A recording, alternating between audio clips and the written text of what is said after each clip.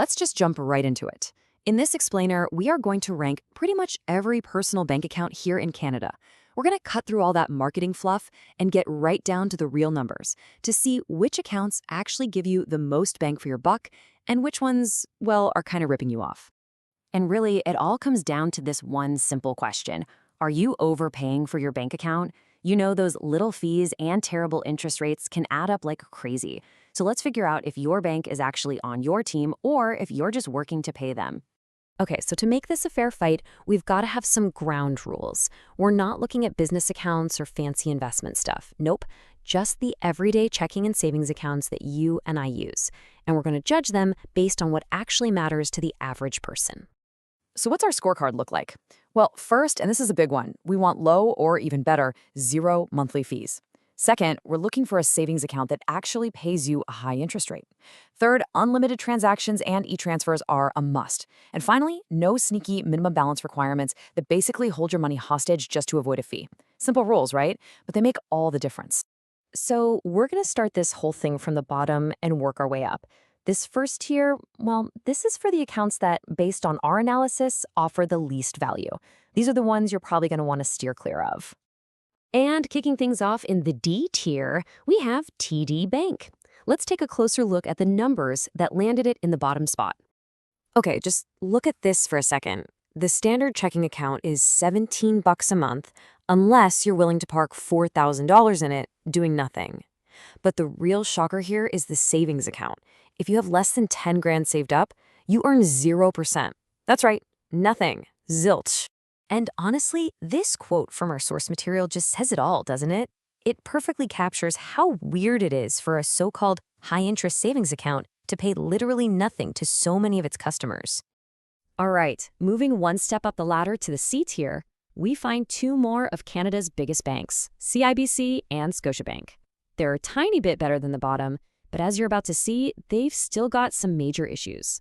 And you're probably starting to see a pattern here, right? Both of them have that same $17 a month checking fee waived with a $4,000 balance, but their savings rates are just abysmal.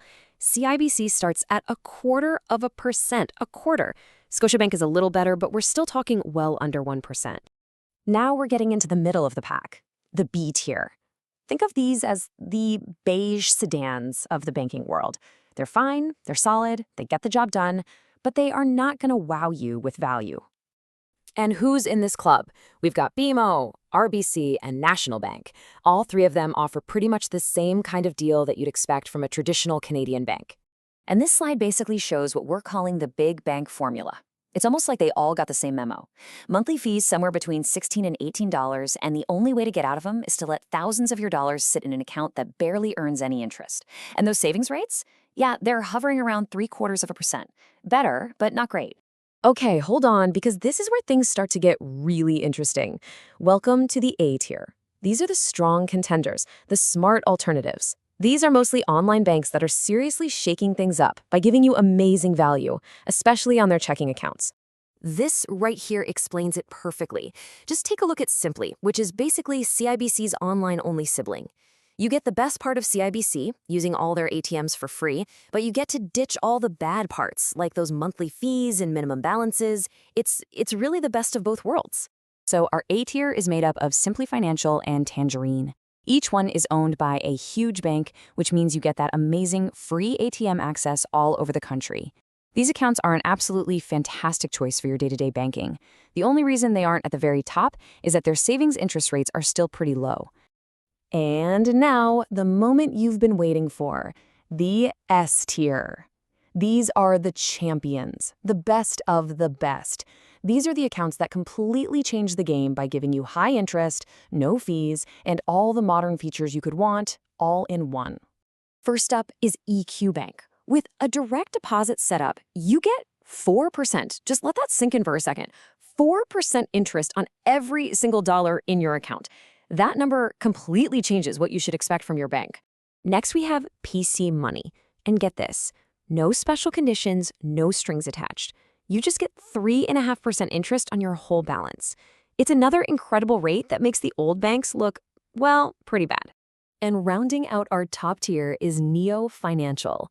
Their high-interest savings account offers a straight-up 3% interest, again, with no hoops to jump through. This makes it an absolutely stellar option for anyone.